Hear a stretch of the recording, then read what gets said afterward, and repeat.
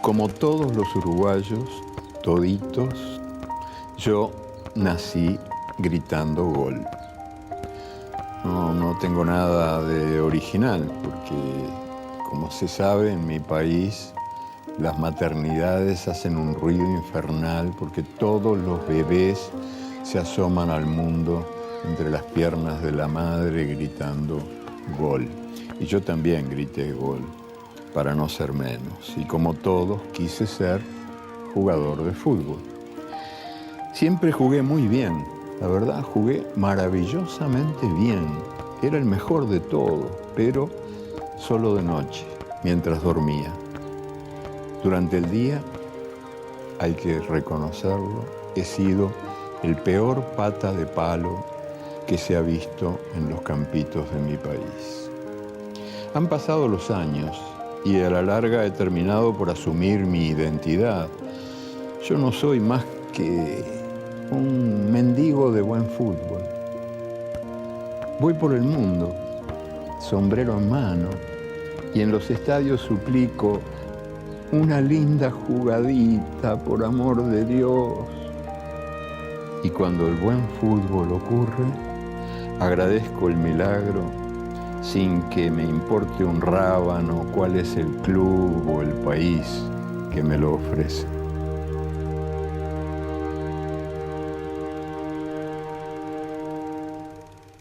Yo, mira, llegué a tener en los últimos años de mi carrera yo tenía la sensación de que estaba en la platea con un joystick, sí, manejando a un Elizondo que era un robot adentro de la cancha.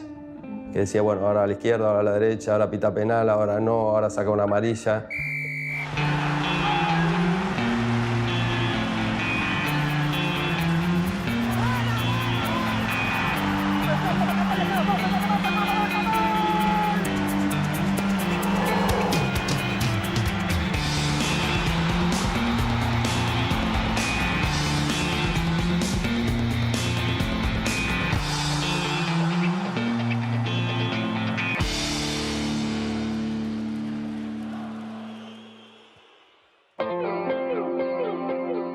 El árbitro es arbitrario, por definición.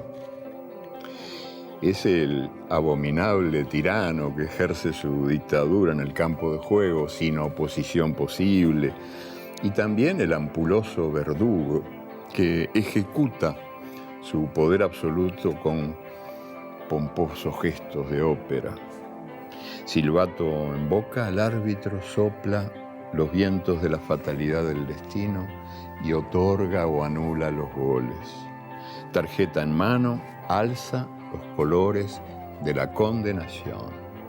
El amarillo, que castiga al pecador y lo obliga al arrepentimiento, y el rojo, que lo condena al exilio. El trabajo del árbitro consiste en hacerse odiar. Es la única unanimidad del fútbol, la única. Todos, toditos lo odian. Lo silban siempre y jamás lo aplauden, pero nadie corre más que él. Pobrecito el árbitro, es el único que está obligado a correr todo el tiempo, los 90 minutos de cada partido más los alargues. Todo el tiempo galopa, deslomándose como un caballo. Este intruso que jadea sin descanso entre los 22 jugadores, y en recompensa de tanto sacrificio, la multitud aúlla exigiendo su cabeza.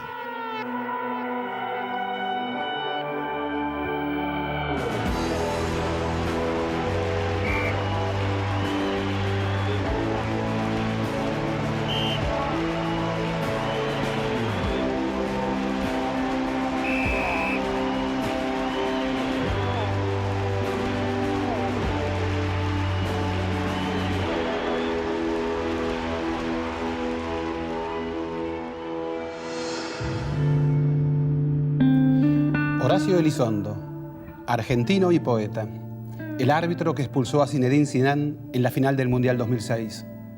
Casi se retira porque no lo habían designado para el 2002, estaba desilusionado. Inició la reconstrucción, fue al psicólogo, Escuchó el consejo de llegar caminando antes de cada decisión fuerte, antes de un penal, antes de una expulsión. Y aprendió a planchar. Sí, aprendió a planchar. A ir por las arrugas, a doblar la ropa. Así bajó la ansiedad. Así aprendió a enfocarse.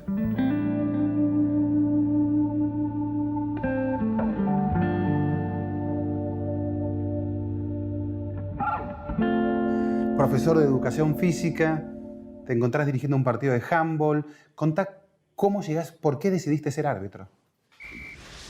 Decidí ser árbitro de una manera circunstancial, accidental. Yo no creo ni en las circunstancias ni en los accidentes.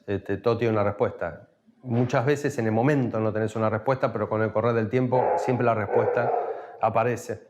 Me tocó dirigir un partido de handball en el profesorado, cuando estaba estudiando el profesorado de Educación Física, y cuando termino de dirigirlo me llama el profesor y me dice: ¿usted nunca pensó ser árbitro de handball, por ejemplo? Le digo: no. Me dice: ¿por qué? Me dice: porque vi una actitud en usted muy distinta al resto de sus compañeros. Dice: usted entró y se calzó el personaje. Y yo en esa época entrenaba muy fuerte y me iba corriendo hasta Don Bosco de Capital Federal. Me calzaba la mochila y me iba corriendo para casa, así a 15, 16 kilómetros. Y ese día no tenía ganas de correr de entrada. Estaba medio cansado. Digo: bueno, voy a caminar unas cuadras y después corro. Y pasé por un portón de metal y de vidrio muy grande y que decía: abierta la inscripción. Miro hacia para el costado y decía: abierta la inscripción para árbitro. Y no le di bolilla, seguí caminando hasta la esquina. Pero en la esquina no podía cruzar por el semáforo, entonces tuve que esperar. Y ese segundo de pausa que hice me apareció el profesor Alfredo Miri y ese cartel.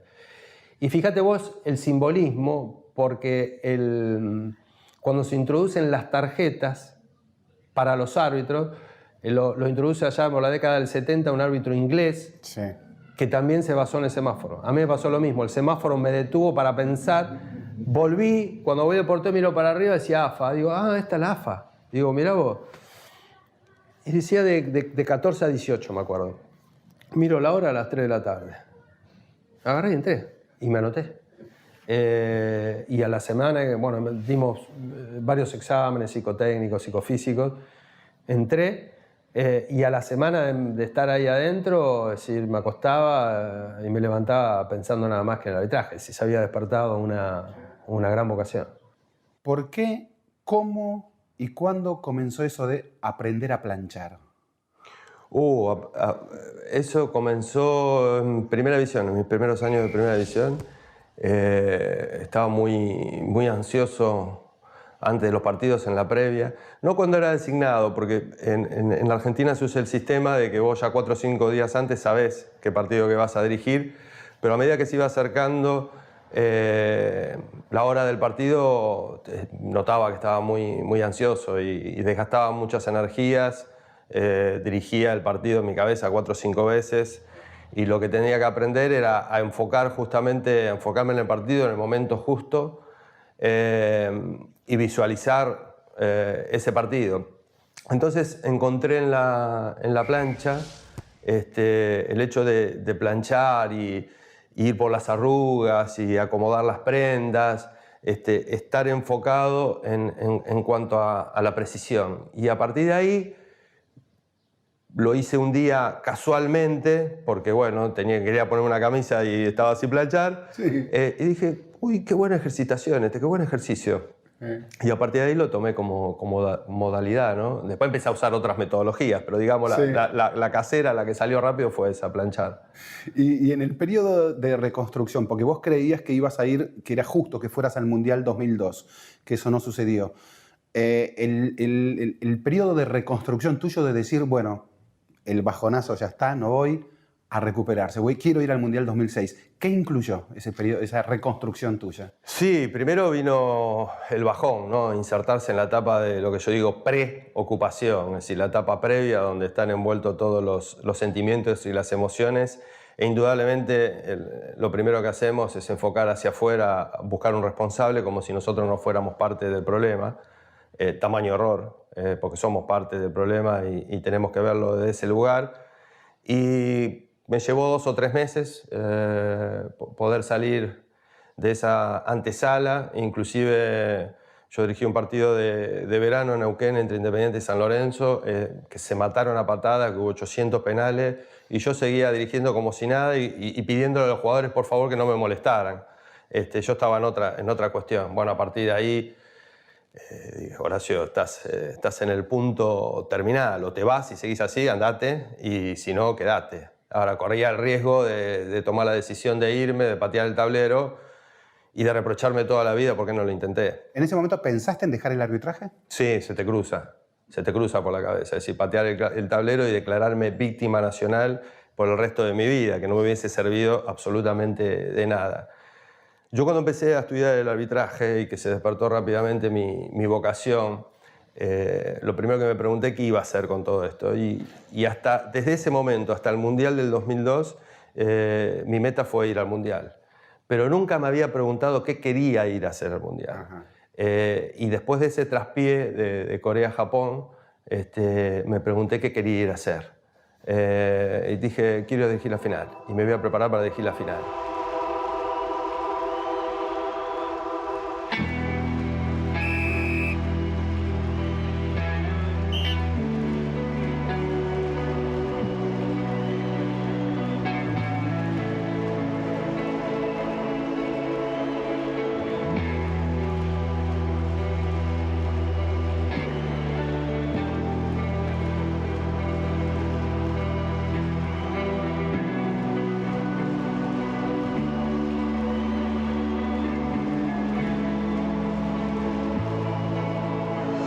Y te queda, si hubo un episodio clave, algún error tuyo, así de esos groseros, muy evidente, y alguna crítica que escuchaste que te hirió mucho, que te sirvió como para ese proceso. Y sobre todo tuve una época donde no pitaba penales, donde no veía penales. Y justamente las decisiones más importantes de un partido de fútbol, los partidos se deciden casi siempre adentro de las áreas, no afuera. Así que las decisiones más importantes están ahí. Y para mí era todo siga. No veía manos, no veía patadas, hacía todo a mucha velocidad. En esa época estaba haciendo terapia también. Y indudablemente me estaba costando tomar decisiones importantes. Que tampoco tomaba esas decisiones importantes porque tenía decisiones importantes en mi vida pendientes. E indudablemente trasladaba eso al campo de juego. Entre la terapia y el director de la escuela en esa época, que era Juan Carlos Lustó, sin saber mucho de psicología, pero me dijo, cuando vos tomes decisiones importantes y las tengas que tomar adentro del área, empezá a entrenar de no entrar corriendo adentro del área. Es decir, que cuando estés cerca del área, alerta, te tenés que parar y a lo sumo caminar muy lentamente porque necesitas tomar decisiones importantes y necesitas estar firme, pisar firme. Si pisas en el aire es muy difícil tomar decisiones importantes.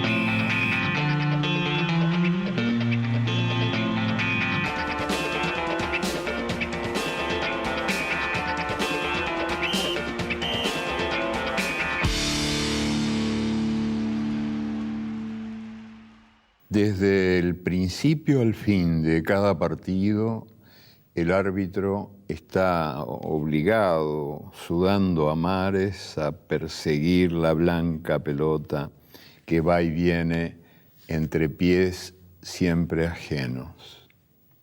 Es evidente que al árbitro le encantaría jugar con ella, pero jamás esa gracia le ha sido otorgada. Cuando la pelota por accidente le golpea el cuerpo, el público furioso recuerda a su madre. Sin embargo, con tal de estar ahí, en el sagrado espacio verde, donde la pelota rueda y vuela, el árbitro aguanta todo.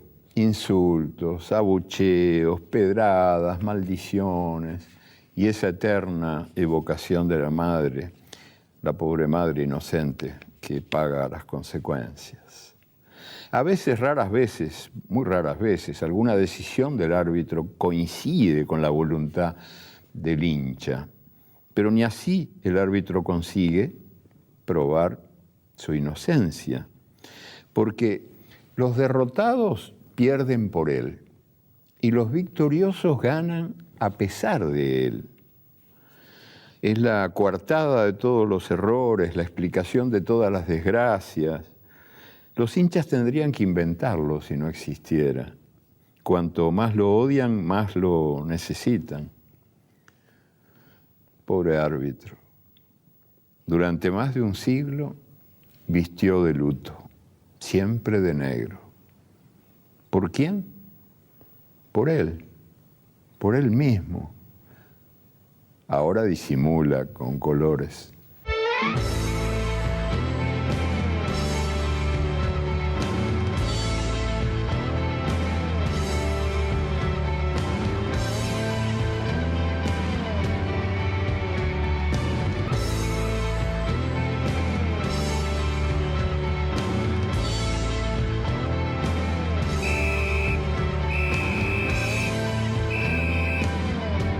Eduardo Galeano nos dice que el árbitro es arbitrario por definición.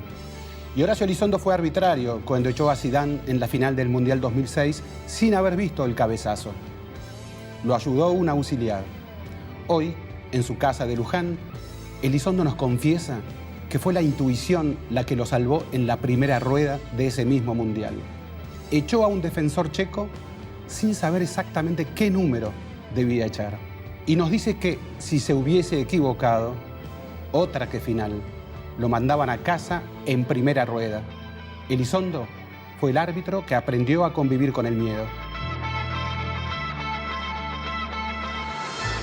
Y entonces en ese proceso ya en Alemania y sabiendo que para qué vine a Alemania, cuando te designan para la apertura. Para nosotros fue algo muy grato.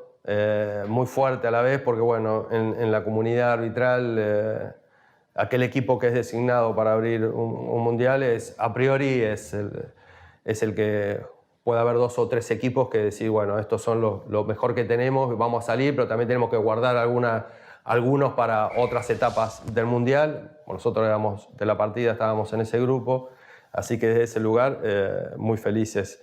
Por otro lado, con una gran responsabilidad, que es abrir un mundial y tenés que, de alguna manera, en 90 minutos, hacerle entender a los jugadores, al resto de los jugadores que lo miran por la tele, a las selecciones y a la gente y a los medios, cuál va a ser la línea del arbitraje en ese mundial. Tenés que hacer casi en una síntesis, por eso cada jugada que se te presente tenés que definirla bien para que eso quede claro hacia adelante.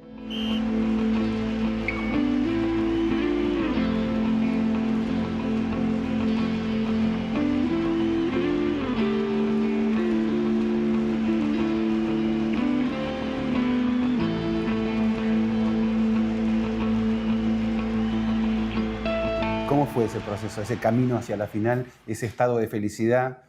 ¿Cuáles fueron los principales miedos que tienen los partidos que te tocó dirigir? Bueno, a ver, el partido inaugural fue toda una prueba. Haber salido bien y airosos del partido inaugural nos dio mucha seguridad, nos dio confianza y justamente todo lo que nos habíamos venido preparando lo pudimos mostrar, plasmar dentro de un campo y bueno, a partir de ahí hubo una grande, ¿no? Una grande en el buen sentido. Después nos tocó dirigir República Checa-Ghana, que fue para mí el partido más duro del Mundial y del que menos habló, porque eran 2 selecciones muy físicas, muy fuertes, que había que estar muy atento a eso. Cuestión que con los chicos nosotros lo hablábamos mucho, analizábamos mucho las selecciones. Aparte en el Mundial teníamos un encargado, un analista técnico, táctico, estratégico de los equipos, es decir, nos daban un DVD con los partidos de eliminatoria, cómo jugaban, nos mostraban cómo jugaban cuando ganan, cuando van perdiendo, cuando estaban de visitantes, cuando necesitaban ganar. Y ahí vos ibas sacando mucha información y muchas conclusiones. Ibas detectando también quién eran los jugadores más fuertes o más protestatarios o más simuladores. No para armar ningún preconcepto, pero sí para estar atento que eso no te sorprenda en el momento del partido. Inclusive hay una anécdota muy grande porque en ese partido termina ganando Ghana con un gol de penal y con una oportunidad manifiesta de gol que yo tenía que expulsar.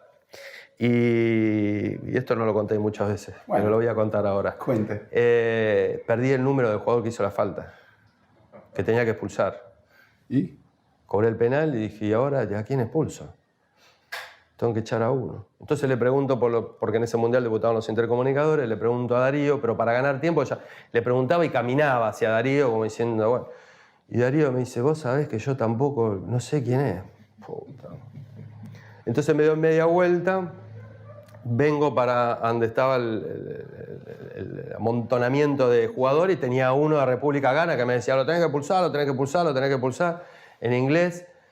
Y me dice... Y le digo, ¿qué número fue? Me dice, el 19. Pero yo tampoco le podía creer a él, era una información. El adversario tampoco... Pero ya tenía una información, el 19, ¿no? Sí. Entonces voy encarando para el 19, me cruza el capitán y me cruza otro. Me dice, no, ¿por qué esto que el otro? Y le digo... Entonces se junta el 19, el capitán y otro, y saco la roja. Y le miro la cara a los tres. Sí. Y el 19 hace así. Y digo, es el 19. You, ¿no? Y más así como diciendo, y sí, flaco, todavía no te diste cuenta, pum, roja y afuera. Pero fue una cosa que cortamos clavos. Ese training extra que tenemos es gracias al fútbol argentino, donde vivís resolviendo problemas constantemente y te da esa picardía. Yo no sé si un árbitro de otra cultura o de otro lugar hubiese podido salir de ese momento. Lo bueno y lo malo de lo atamos con alambre, ¿no? Exactamente, esa es la parte positiva de lo atamos con alambre. Sabemos atarlo con alambre.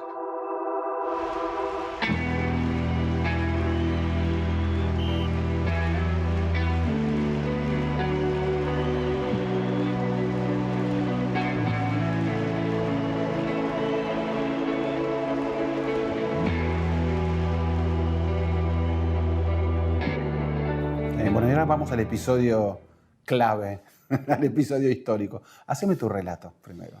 Bueno, mi relato fue con una jugada que nace en el área, en un centro de Francia, en ataque. Veo ahí un cierto manoseo entre Zidane y Materazzi, pero se sueltan y echan a correr y la jugada se va rápidamente al otro campo.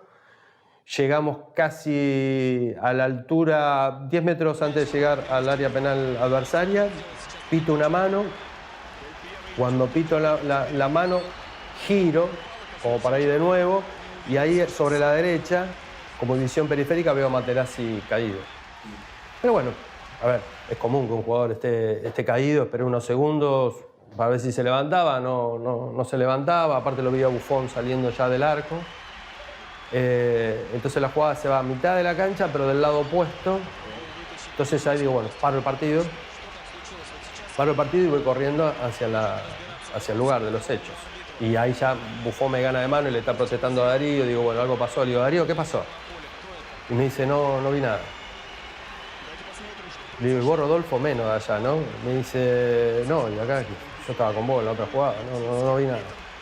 Entonces yo ya no corría tan rápido, empecé a correr un poco más despacio y digo, Horacio, estás en problema, vas a llegar a un lugar ciego que no sabes qué pasó. Y ahí aparece la voz del cuarto árbitro, de Luis Medina Cantalejo, así, pero estrondoso, porque aparte de los andaluces son bien exagerados. Dice, terrible cabezazo del 10 de los blancos al 6 de los azules. Terrible cabezazo. Lo repite 3 o 4 veces y le digo, tranquilo. Le digo, ¿pero cómo fue? Es decir, si hubo un cabezazo, alguien provocó. Sí. Se apoyaron la cabeza, alguien vio, no. Yo lo único que veo, dice, el cabezazo del 10 de los blancos.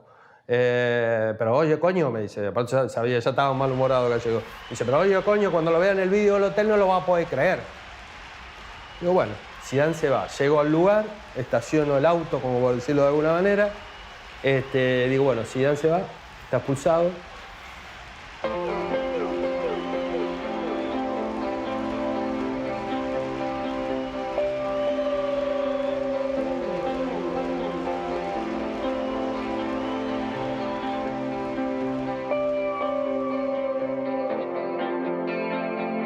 El Mundial de Alemania 2006 no va a ser nunca recordado porque Italia salió campeón del mundo, sino por el cabezazo de Zidane a Materazzi. Bueno, ¿y vos eras consciente entonces de que esa decisión que acababas de tomar ¿Cómo fueron los minutos siguientes? ¿Eras consciente ya de que acababas de tomar unas decisiones tal vez más importantes, seguramente de tu carrera, pero en historia de finales de mundiales? Para nada. Ajá. Para nada. Hasta que no terminó el partido y hasta que no empezaron a transcurrir los días y ver cómo esa decisión tomó un clima mediático tan grande y tan extenso. Muchos me preguntan si fue la decisión más importante. No, no fue la decisión más importante de mi vida, pero sí fue la decisión más mediática de toda mi carrera, Sí. De la que más se habló en el mundo entero. Sí. No, jamás pensé que eso iba a tener semejante repercusión. Para mí en ese momento fue una expulsión más, una decisión más dentro de un partido, y terminó el partido, Italia festejando. Digo, bueno, la cosa termina acá, mañana saldrán los diarios, pulsado a los tantos minutos Irán, pero no fue así.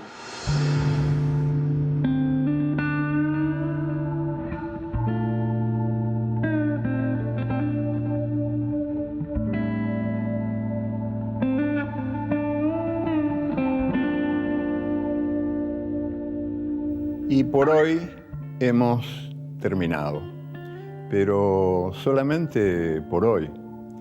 No se confundan, no se entristezcan.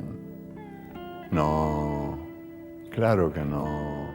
El partido continúa.